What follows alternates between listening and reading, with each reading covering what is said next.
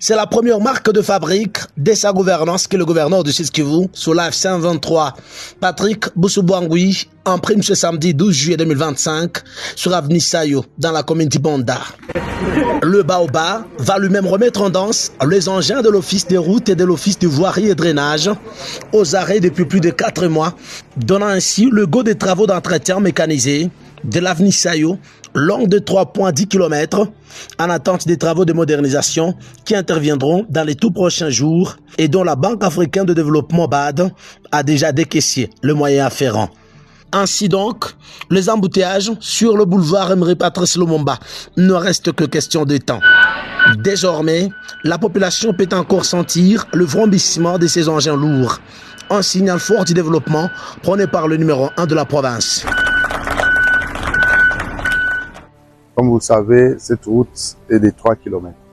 Nous sommes aujourd'hui là pour lancer les travaux pour réhabiliter cette route en attendant les gros travaux qui doivent être faits par la BAD.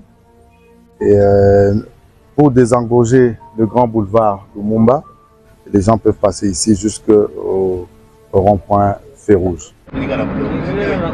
Peu avant cela, dans la matinée, le gouverneur de Sud-Kivu a effectué une visite d'inspection à la centrale hydroélectrique de Ruzizi 1er.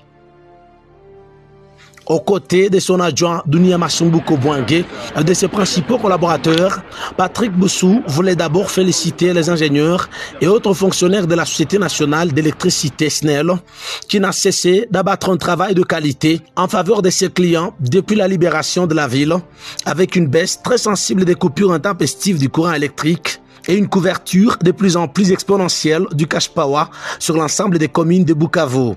Aujourd'hui, nous sommes venus pour procéder à l'arrêt d'une des machines parce que nous en avons 4, comme vous avez pu le constater, pour qu'elles soient réhabilitées. Les travaux vont durer 10 jours.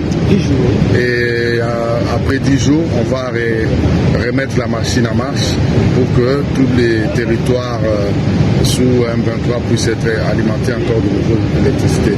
Avec un art consommé de civisme, c'est dans son Kassali d'enfance, dans la commune de Kadutu, que le gouverneur de Sud-Kivu a pris part aux travaux communautaires d'Issalongo, plus précisément au marché d'Ilimanga.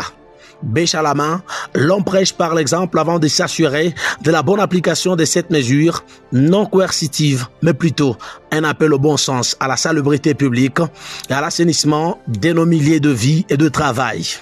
Sur avenue industrielle, il va visiter ensuite l'ex-poudrière dans l'enceinte des travaux publics, TP, où il envisage déjà l'érection de la plus grande gare routière de la ville de Bukavu.